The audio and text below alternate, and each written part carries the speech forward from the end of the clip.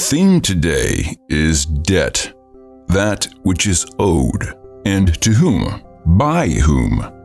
How could one possibly keep track? You know the answer, of course. It requires the famous or infamous invention, receipts.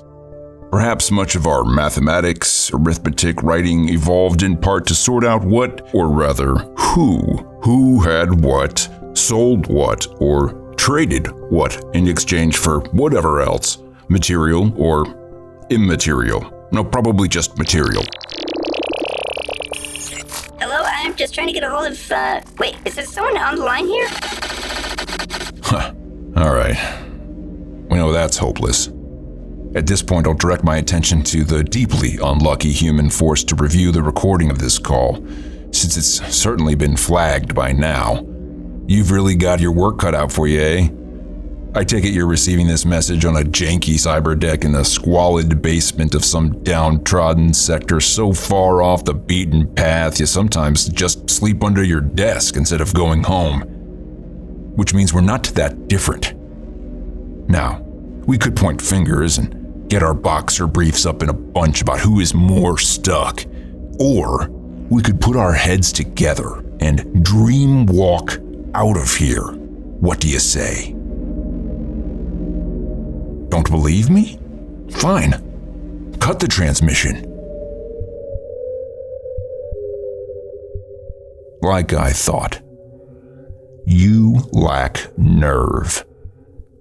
Hello? Well, you're no bat person. At least they listen. You're just another corpo. Lower down on the ladder, but a corpo nonetheless. Or maybe you're higher up. I don't know. But do you want to do the right thing? Yeah, you want to do the right thing, don't you? You want to overstep the boundaries that have been set for you. But you can't speak up. And lose your job? Hey, I understand. I get it. Just know that there is a price for silence. Maybe not this year, maybe not next, but it will catch up. And when it does, you won't have a choice like you do now. Hello, Mr. Bevins. I hear you loud and clear. Oh? I agree. Hi. You don't know what I'm facing, though. What are you facing? You see, No!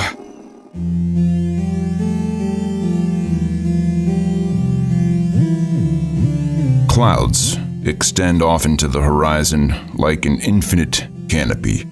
Plumes of cloud, or moisture, or smoke, punctuate it here and there. They descend like tentacles or limbs, reaching down toward the ground, or up to the heavens. For what? A connection? To collect a thermodynamic debt? Or pay one off? I would like to know what is out there over the wooden wall of the Zen rock garden outside my window. My hesitation to explore is obviously the major hurdle. I accept that. Perhaps I don't put as much stock in this barren world as I should. Blumpy comes and goes. So why can't I? Is it merely my lack of flight? That's never been an excuse before. When I lived in my regular pre-death life, I waited so long to do right by my son that I feel like I owe myself something. A debt of risk-taking, let's say. So, I'll work on that. Let's dive into the downside up.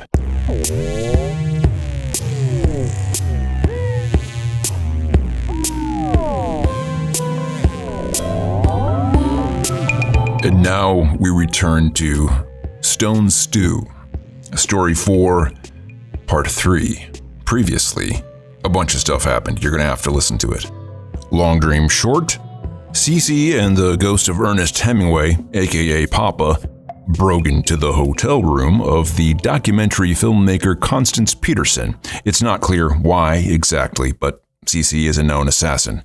Speaking of killers, Constance has been texting with a minor, the subject of her latest holographic film about an 8-year-old prodigy who whipped up a poisonous stone stew. The dish killed the former Chancellor of Bohemia. Was it murder? At this rate, we may never know.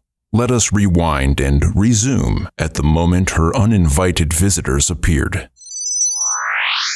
The shush and click of her hotel room's inner pocket door closing alerted her to the presence now receding from her into the darkness. She flung the phone down. "Hey!" She hit the wall 3 times to alert her audio engineer in the neighboring room of the intruder. "Who are you? My guys will be here in no time, so you better identify yourself right now." She awaited a response. The intruder double-locked the door from the inside and powered up a device. "I thought you vowed never to return to this path, CC." "Shut your whiskey flap." "Excuse me?" "Not you."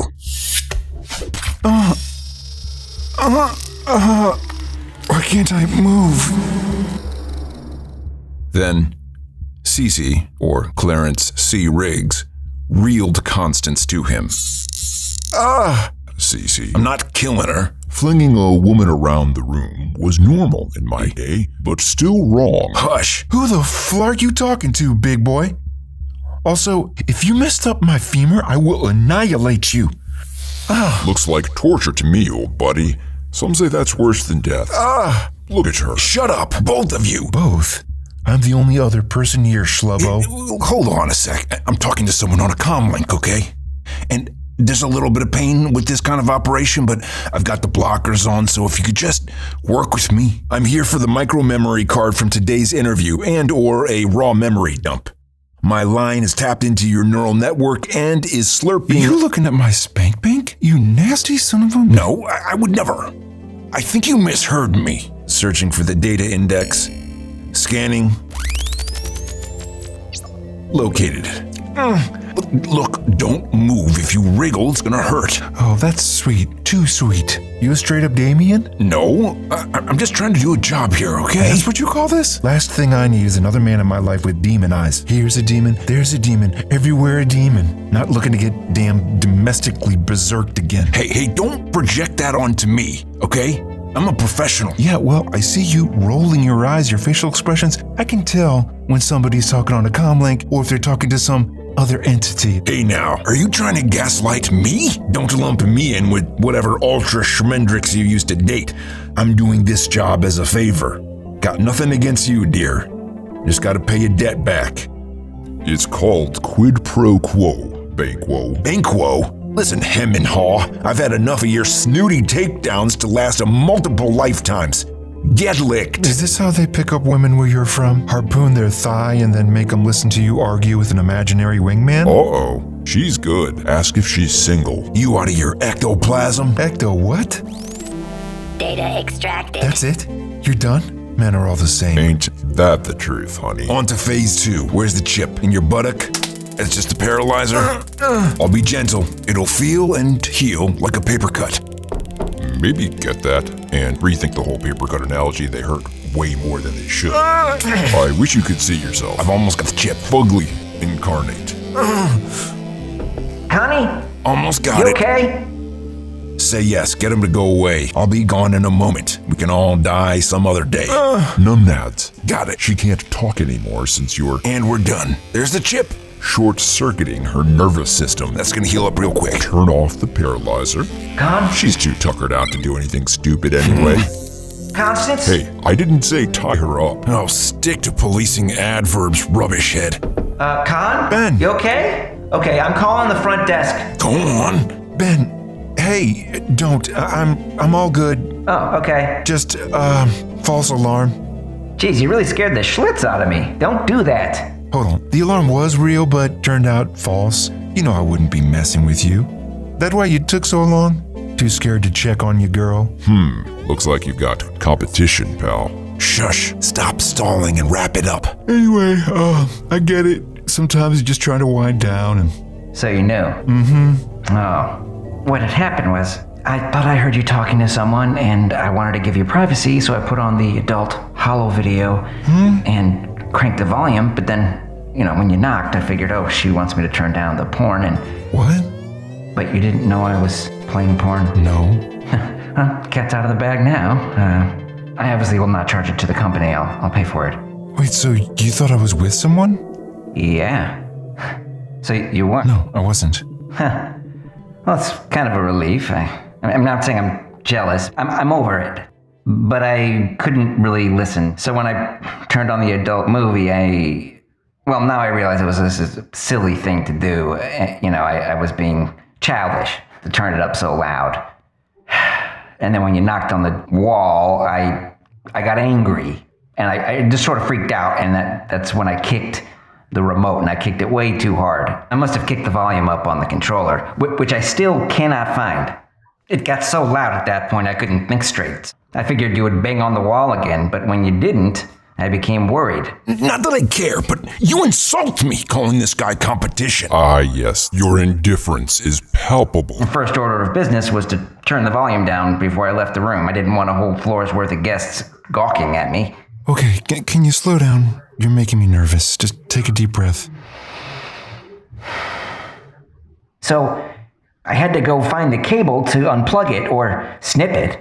You can't even access the power. Snipped the holo projector? No! I tried, though. I wasn't going to walk out here with porn blasting in a beltless bathrobe. Did I say I couldn't find my room key? That's why the door's propped. It's propped open. Anyway, I ended up having to cover the speakers in wet towels. Wet with what? Water, Connie. Who do you think I am? It's not a permanent solution. It's just a muffled adult movie playing into the... Can you hear it? Yeah, that's loud. At least there's no moaning. Oh, great. Person in the room across from me's poking their head out the door. That's not good. Tie it up, put a bow on it. I gotta go. You should go back there and maybe close the door before the sex scene starts. Roger that. Anyway, now you know, in case you were wondering what took me so long. Had to make myself presentable. Few men would try to save a damsel in distress in this outfit. Does your robe have a belt? I think so, but I'm not giving it to you. Why are you wearing the bathrobe? I don't get that. Well, due to an earlier incident I'd rather not go into detail about. My pants are wet, the only ones I brought, and that's why my towels got all wet. And if you've ever tried to put on wet pants, well... Oh, okay, yep, I got it. So if you needed me to call for backup... Oh, say goodnight. Ow! What was that? Connie, what was that? Are you okay? Say goodnight. Should I call security? I'm fine. You don't sound fine. Go to bed. Constance, you really all right? You think I'm a weirdo now, don't you? No. Why are you still here, Ben? Go turn off that holovid. I can hear it down the hall. Yeah, I know. I just, could I have one of your towels? I'm out of dry ones. Don't look at me. All right, that's it. Wrap it up. You don't get this done, then butt cancer wins, Clarence. I'll be free. But will I be happy? Not if you cave. I know we're gonna get this wrapped up. Just tell him to go away. Connie, let me see you. I just want to see you. And get a towel. Ben. Just need to know that you're, okay. Hey, psst. Would you mind hiding in the closet? Wait, what? Just for a second?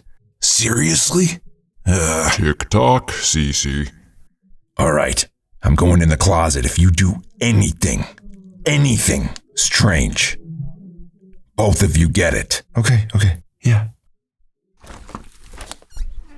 Okay, I'm opening the door.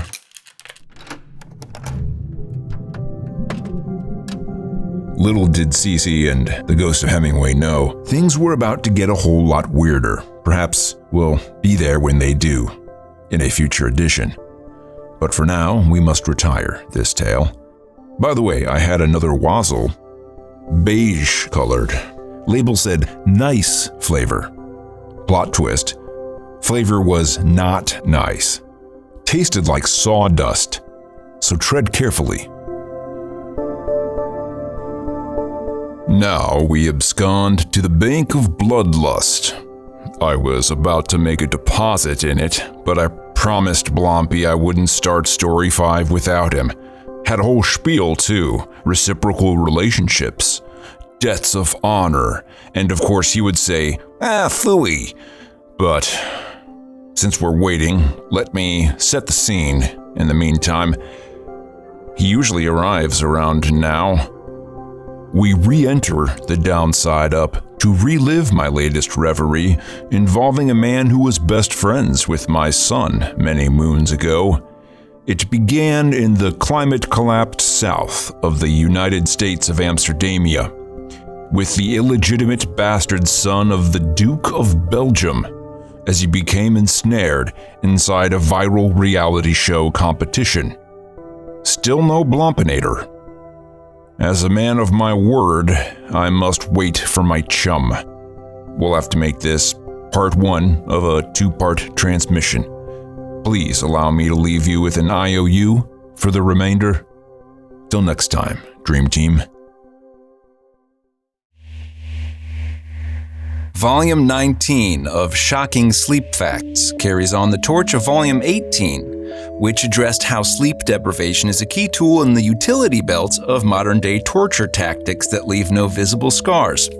So, which countries still use this tactic for interrogation? As of 2018, but I believe this is fairly current still.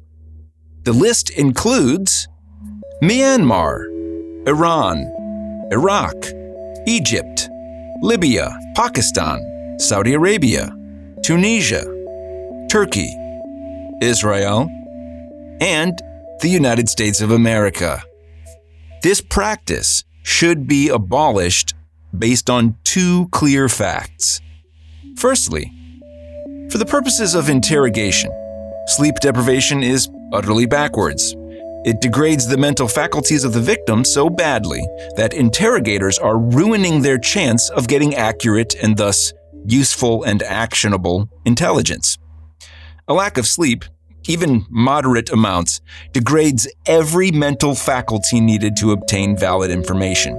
This includes the loss of accurate memory recall, emotional stability, which prevents logical thought, and even basic verbal comprehension. Worse still, sleep deprivation increases deviant behavior and causes higher rates of lying and dishonesty. Short of coma, sleep deprivation puts an individual into the least useful brain state for the purpose of credible intelligence gathering. You end up with a disordered mind from which false confessions flourish.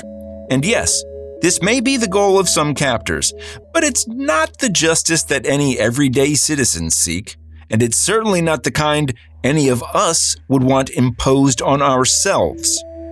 According to a recent scientific study, 1 night of sleep deprivation will more than double or even quadruple the likelihood that an otherwise upstanding individual will falsely confess to something they have not done.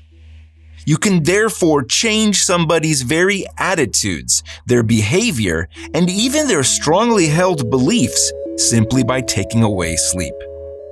As for the second fact, proving why sleep deprivation should be abolished as a tactic by any government, stick around till after the credits. Screaming Panda Presents Debt, Side A, Episode 19, the 9th chapter of Hellgate City Season 2. Keep an eye out for Side B. Debt was written, performed, and produced by Kevin Berrey, the indebted composer of its original music and episode art. The bonus tale for this chapter is Randy, Glitch in the Watrix 19. It's available on patreon.com/Hellgate City, or on Apple Plus if you don't want all the awesome behind-the-scenes extras. And if you like the absence of ads, support Hellgate City and thank our patrons, new and old, including Tasha, Moss, Brandon, Anthony, Fortune Chaos, Lord Kawaii, Bob, Ellen, Manji, and our first patron, Lord Entropy. We are small but mighty. Join us. A modest pledge starting as low as 20 American pennies a day from listeners just like you makes this show happen and is a necessity. If I were financially independent, I would just keep making it, which is why I'm asking you to contribute so that I can just keep making it. Your subscription gives me the flark you money I need so I can say, you know what? Flark you. I'm not flipping burgers. I'm making Hellgate City. I quit. Goodbye, McBurgles. The grinding steamroller of capitalism wants to crush and silence me for not doing enough for struggling corporations and for being too people-friendly. This week, I'm adding new tiers to Patreon such as Futokoro Gatana, Japanese for confidant, literally bosom dagger. This will provide periodic phone calls where you can consult with me regarding your goals, obstacles, quest for knowledge, or just flat-out curiosity vis-a-vis any transferable skill or wisdom demonstrated thus far in my making of the show. That includes feedback or input on writing, joke crafting, comedy, acting, audio production, sound design, art making, marketing, wizardry, you name it. If there's anything that's off limits, I'll tell you, and there's really nothing except for just one secret. I'm also adding the Ace tier for aces, those who wish to acquire the physical artwork for a given episode. That means I send you the original canvas or canvas board drawing or painting to hang on your wall or display as you wish in your home. And by the time this comes out, there may even be a lurker tier, where somebody, probably not you, but if it's you, you'll know, will be able to look over my shoulder in a video stream for 1 hour a month as I work in real time with the promise that I'm not wearing pants. This patron will not be able to see below the belt, although if that's their wish, best case scenario, they might briefly glimpse my butt on accident if I have to buzz someone in to receive a package. But that's not a promise, and that'll be out of most people's price range. And it may add tension to my marriage, but such is my meat sack life. Would you rather I pause the show for several months to run a Kickstarter that could fail? Or would you join my ongoing Start Kicker? I just started making it, and I need you to kick in so we can keep going rock steady. So if it's doable for you and you're thinking, I might do that, do it. Really do it. Give it a month or two. Join us and check it out. See what's on the other side. It's a very small risk on your part. It's a huge risk that I'm taking to try to make this work. And honestly, I wouldn't be pushing for this. I wouldn't be asking you if I didn't have meaningful benefits from the community that has increased. It has motivated me to keep going, even though I have that internal drive. I know this is the right thing for me to be doing. At this point in my life, after all the years, decades, I've invested in learning and creating and working for corporations and stuff, making art for them, ostensibly. I just know this is right. Your contribution, if you're able to make it, will make the difference between whether this show disappears or grows into something we're all proud to be a part of. That includes the expansive next season. I've been incubating like a pigeon sitting on a brood of eggs, and like a dove, I can't do it alone. I'm surrounded by ravens just waiting for me to step away so they can snatch my babies and gobble them up before they even have a chance to fly. Can you help me? If you can, this is it. Do it now. Subscribe to our Patreon. If you're like me, you probably have a subscription you're not even using. Instead, you could join the Inner Legion to radically improve my life and that of everyone else who loves this show by helping it continue. Or buy me a coffee, or Venmo me $10 and a heart emoji using the links in our episode description. Just tell me to keep going with legal tender. Heck, you can use human tenderness too. Send me a note. And all that said, I appreciate you just for listening and being here, even as a silent member of our community. Everybody counts here. And if you can use your voice and willpower to rate and review the show, do it to it. Patrons get exclusive weekly glitches, the short but sweet bonus stories that go with the theme of each episode, plus soundtrack music, behind-the-scenes content, director's notes, field recordings, and more. For more information, visit hellgatecity.com or email the management of WNAD at hellgatecity@proton.me. Has anyone else tried to rid themselves of a debt collector by giving them gifts of honor, poetry, deeds of bravery, which can only be repaid through personal sacrifice? Yeah, it didn't work for me either. We return to the conclusion of Shocking Sleep Facts, Volume 19. Take the autobiography of Menachem Begin, former Prime Minister of Israel and, fun fact, founder of Bibi Netanyahu's reactionary Likud party. In Begin's autobiography, White Nights, the story of a prisoner in Russia, he describes how in the 1940s he was captured by the authorities and deprived sleep by the KGB. Most governments call this sleep management. Mr. Begin noted that in the mind of the interrogated prisoner, a haze begins to form. His legs are unsteady. He has one sole desire. It's sleep, folks. Sleep.